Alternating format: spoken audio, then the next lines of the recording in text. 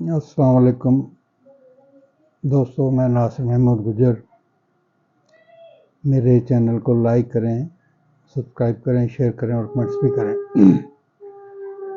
دوستو، آج کا جو میرا ولاگ ہے 8 فروری 2024 کو ہونے والے الیکشن کے حوالے سے میں تھوڑی سی گفتگو کرنا چاہ رہا ہوں۔ دوستو، جتنے پرامن طریقے سے یہ الیکشن ہوئے ہیں، جتنی سموتھلی یہ الیکشن ہوئے ہیں، میرا نہیں خیال کہ پاکستان کی ہسٹری میں اتنے سموتھ الیکشن ہوئے ہوں۔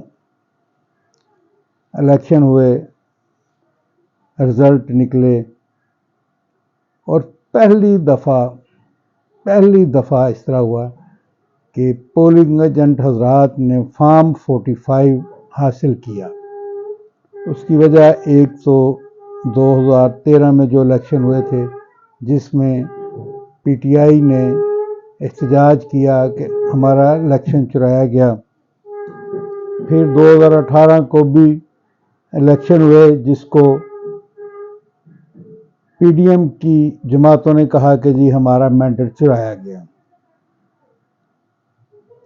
2013 والے الیکشن میں تو عمران خان نے جو 4 حلقوں پہ اعتراض کیا، ان کے جب ریکارڈ چیک ہوئے تو ثابت ہوا کہ وہاں جعل سازی ہوئی، مگر پی ڈی ایم کی جماعتوں نے 5 سال عمران خان کو سلیکٹڈ کہتے رہے کہ جی ہمارا مینڈیٹ چرایا گیا ہے، مگر مینڈیٹ چرانے کا ان کے پاس کوئی ثبوت نہیں تھا۔ تو عمران خان نے اس دفعہ اپنے ورکر کو پولیٹیکل ٹریننگ دی تھی کہ جی آپ نے پولنگ اسٹیشن اس وقت تک نہیں چھوڑنا جب تک فارم 45 آپ کو نہ مل جائے۔ انہوں نے حاصل کر کے وہ اپنے گھروں کو یا اپنے جو پولنگ ایجنٹ حضرات تھی اپنے کینڈیڈیٹس کے مین آفس میں چلے گئے وہ پیپر پہنچانے۔ رزلٹ جب آنا شروع ہوا تو رات 12-1 بجے تک پی ٹی آئی کے رزلٹ ایسے تھے کہ پی ڈی ایم کی جماعتیں ان کے چہرے لمک گئے، اور پھر مرکزی چیف الیکشن کمشنر صاحب نے اناؤنس کرنا بند کر دیے رزلٹ، اور وہ کسی اشارے کے منتظر ہو گئے، یا شاید وہ کہیں میٹنگ کرنے چلے گئے۔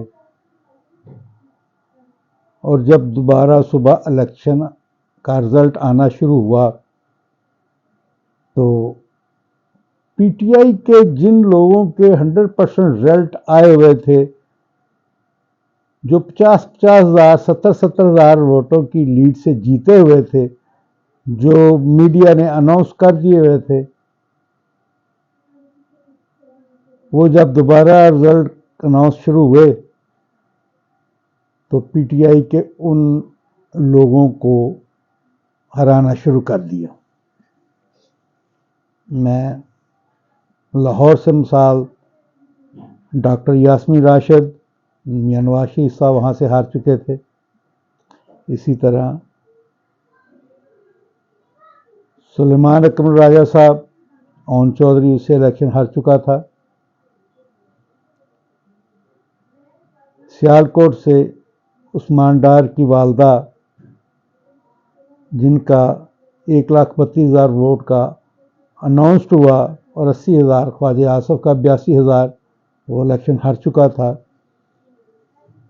اٹک کے رزلٹ پی ٹی آئی کے کینڈیڈیٹ جیت چکے تھے، پنڈی کے رزلٹ پی ٹی آئی کے کینڈیڈیٹ جیت چکے تھے، اسلام آباد سے پی ٹی آئی کے آزاد امیدواران جیت چکے تھے، جیلم سے جیت چکے تھے۔ تو رزلٹ فارم 47 چینج ہونا شروع ہو گئے، اور جیتے ہوئے جن کے اناؤنسڈ جیتے ہوئے تھے انہیں ہروا کر تو دوبارہ اناؤنسمنٹ شروع ہوگی۔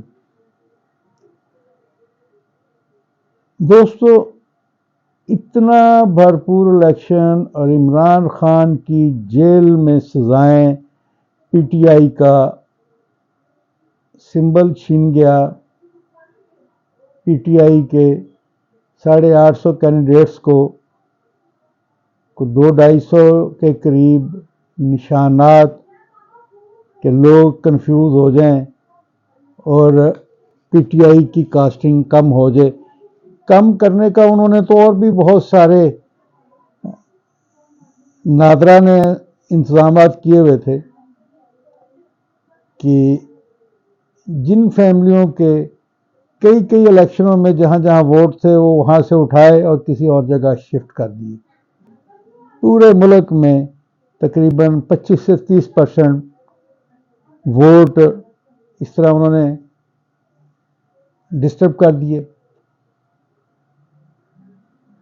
کہ کاسٹنگ کم ہو، مگر کاسٹنگ اتنی نہیں ہوئی جتنی ہونی چاہیے تھی. اس کے باوجود پاکستان تحریک انصاف کے حمایت یافتہ تقریباً 180 کے قریب ایم این ایز جیتے ہوئے، ان میں سے 80 لوگوں کے رزلٹ چینج کر کے پی ٹی آئی کی حمایت کم کر دی گئی اور مسلم لیگ نون جو پورے پنجاب میں صرف 20-25 سیٹیں جیت رہی تھی، اس کی 70 کے قریب کر دی. اور کراچی میں پی ٹی آئی کے 15 جو جیتے ہوئے تھے ان کو ہرا کر متحدہ قومی موومنٹ کو وہاں سے جتوا دیا گیا. تو اس طرح یہ سارا چکر چلا کر کہ عمران خان کی جیت کم سے کم ہو اور ہم چوں کا مربع بنا دیں. مگر ہوا یہ کہ اکثریتی کینڈیڈیٹس نے فارم 45 کلیکٹ کر لیے تھے. سلیمان اکرم راجہ صاحب کیونکہ ایک جوڈیشری کے گھرانے سے تھے، انہوں نے فوراً لاہور ہائی کورٹ میں ریٹ فائل کر کے اون چودھری کا رزلٹ بریک کروا دیا اور 12 تاریخ کو جج صاحب نے وہاں طلب کر لیا پریزائڈنگ افسر کو. اور اسی طرح باقی کچھ جو کینڈیڈیٹ جیتے ہوئے تھے ان کے گھرانے سلیمان اکرم راجہ کی طرح کے تو قانونی گھرانے نہیں تھے، انہیں ایک آدھ دن لگا سارے اپنی چیزیں کلیکٹ کر کے، تو اب وہ بھی دائرگی شروع ہو گئی ہے. دوستو یہ کیسا الیکشن ہے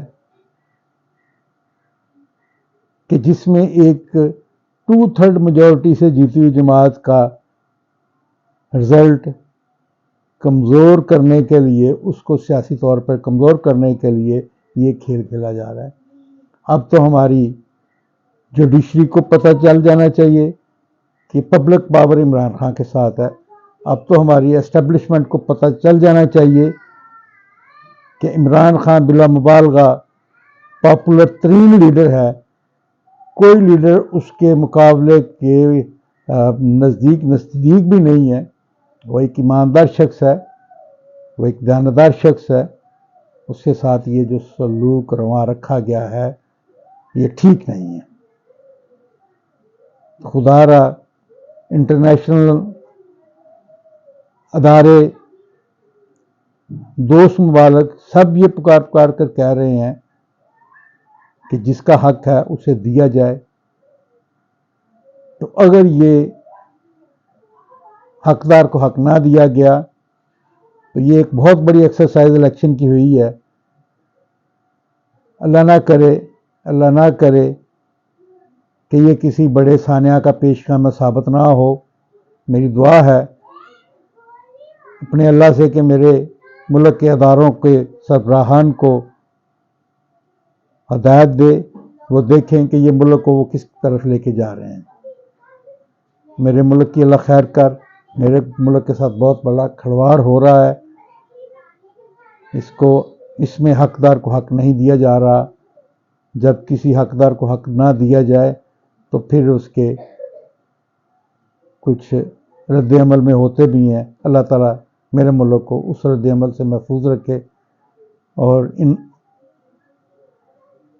متقدر حلقوں کو اللہ تعالیٰ عقل دے، وہ رزلٹ ٹھیک کروائیں، بجائے اس کے کہ لوگ عدالتوں سے رجوع کریں، میرے ادارے مداخلت کریں، ان کینڈیڈیٹس کو بلا کر ان کے رزلٹ چیک کریں اور فی الفور ان کو درست کر کے تو جو جہاں سے جیتا ہے اس کا اعلان کیا جائے. اسی کے ساتھ میرا ولاگ کافی لمبا ہو گیا. میں اجازت چاہوں گا اس دعا کے ساتھ کہ اللہ میرے ملک کی حفاظت کرنا اور اس کے اداروں کو اس ملک کے ساتھ کسی اور کھلواڑ سے باز رکھ. اللہ حافظ.